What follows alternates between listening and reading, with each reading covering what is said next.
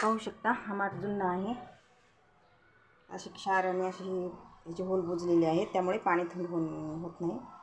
त्यामुळे याला मी आता एक आयडिया करून घासून घेणार आहे. तर तुम्ही पहा, नक्की ट्राय करून बघा. याला मी आधी स्वच्छ पाण्याने असं धुवून घेणार आहे, पूर्ण पाणी टाकून पूर्ण याला भिजून घेणार आहे. अशा प्रकारे मी पूर्ण भिजून घेतलेला आहे माठ. पाहू शकता. आपल्याला हा माठ नव्या माठासारखा करायचा आहे, कारण जुना माठ झाला की पाणी थंड होत नाही. त्यामुळे आता मी इकडे एक लिंबू आणि हा खायचा सोडा घेतलेला आहे. आता हे पूर्ण माठाला असं लावून घेते. पूर्ण मध्ये बाहेरून मधून पूर्ण अशा प्रकारे मधून पण लावून घ्यायचा. अशा प्रकारे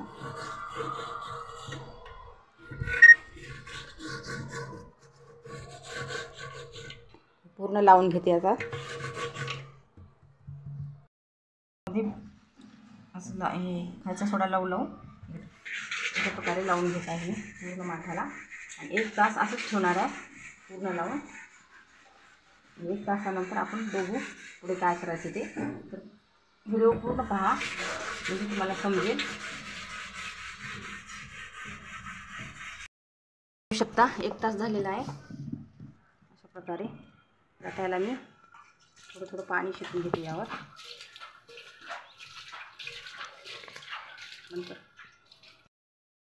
होऊ शकता पाणी शिकून घेते. आता ह्या घासणीने मी हळूहळू असं साफ करून घेते पूर्ण माठाला मधून. अशा प्रकारे जास्त ताराच्या घासणीने घासायचं नाही, नाहीतर माठ गळू शकतो. त्यामुळे अशा प्रकारे पूर्ण साफ करून घेते. असं घासून हलक्या हाताने घासायचं, जास्त जोर लावून घासायचं नाही. पूर्ण असं घासून घेते मी.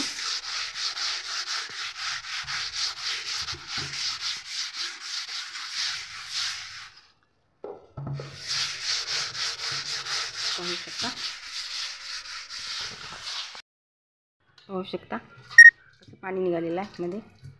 पूर्ण क्षार पाण्यासंगे निघून गेलेले आहेत आता माठाची. त्याला मी पाणी असं टाकून पूर्ण धुवून घेते.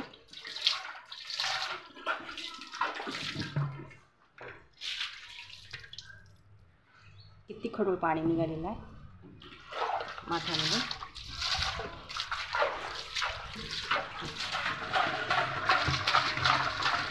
स्वच्छ धुवून घ्यायचा माठाचा.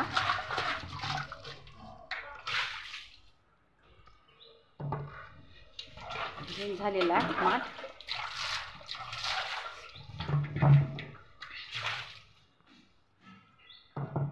पाहू शकता आधीच्यापेक्षा स्वच्छ झालेला आहे.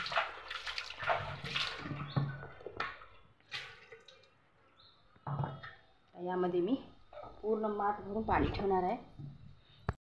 पूर्ण माठ भरून घेणार आहे पाणी.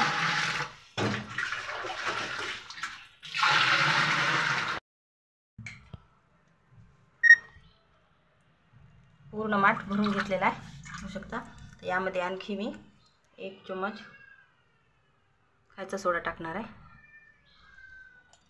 आणि थोडंसं लिंबू पिळणार आहे. मध्ये पूर्ण छिद्र बंद झालेले, काही राहिलेले आणखी पूर्ण खुले होतील.